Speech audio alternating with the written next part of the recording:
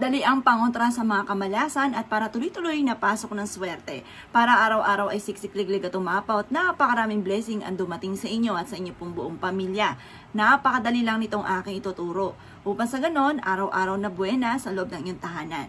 Ang gagawin nyo lamang po mga bossing ko, tuwing umaga ay bubuksan po ninyo ang inyo pong pintuan at ganon din po hahawiin ang inyo pong kurtina at papapasukin po ninyo ang liwanag ng sinag ng araw mga bossing.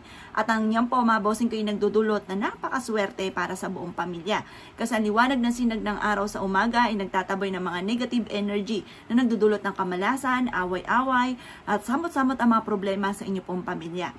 Kaya kailangan po ay itaboy po natin yan lalo na tuwing umaga.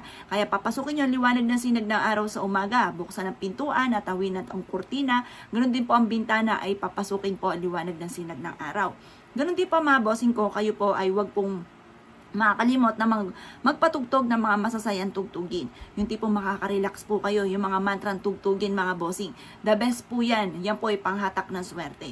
Ganoon din po mga bossing ko ang pangatlo. Kayo po ay maglagay ng tunay na halaman sa may gilid ng pintuan po ninyo. Para doon pa lamang sa may gilid ng pintuan ng inyo po main door, nagtataboy na po ito ng mga negative energy. Kasi ang tunay na halaman, nagtataboy po yan ng mga negative energy. Yan po mga bossing ko ay aalisin yan yung mga maduduming hangin din sa kapaligiran mga bossing. Kaya bago umenter pa lang sa inyo pong tahanan, doon pa lang sa gilid ng pintuan ng inyo pong main door ay taboy na kaagad ang kamalasan. At pang-apat mga bossing, ugaliin ang araw-araw na paglilinis ng inyo pong tahanan. Dahil yan po mga bossing ko ay nagdudulot sa inyo po ng panghatak na swerte, lalo-lalo na tungkol sa usapin ng kaperahan. Ang panglima mga bossing ko ay mas mainam na huwag nyo pong hahayaan ang inyo pong hapagkainan ay wala pong laman. Kahit po yung mga pinamalengke po natin ng mga bawang, sibuyas, ilagay po natin sa ating hapagkainan kung wala kang ibang pagkain na mailalagay po dyan. Or yung apat na bagay na dapat ay huwag kang magpapawala sa inyong hapagkainan. Ano-ano po ba ito? Asin, bigas, tubig at asukal.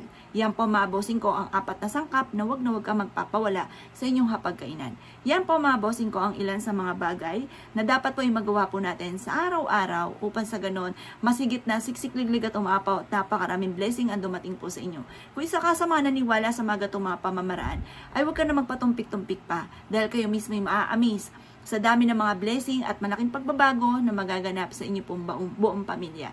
Kung napapansin nyo sa ngayon, mailap ang swerte. Kahit kayo po ay masipag at matyaga, pero lagi ka pa rin walang pera. Huwag mo nang pagtisan po yan. Subukan nyo na po itong aking ginagawa. Ang aking pong sinasabi rin po sa inyo. Ngayon pa mga bossing ko, mas mainam, pag napanood nyo po ito, simulan nyo na. Lalo na kung umaga nyo ito napapanood, simulan mo na ngayon. Huwag mo nang pagtyagaan yung mga kahirapan na yan, mga problemang yan. Huwag nyong kupkupin ng kamalasan. Itaboy po natin yan sa mga simpleng mga pamamaraan. Kaya kung ikinaniwala at nais po itong gawin, ay siya mga boss. Good luck po sa po lahat.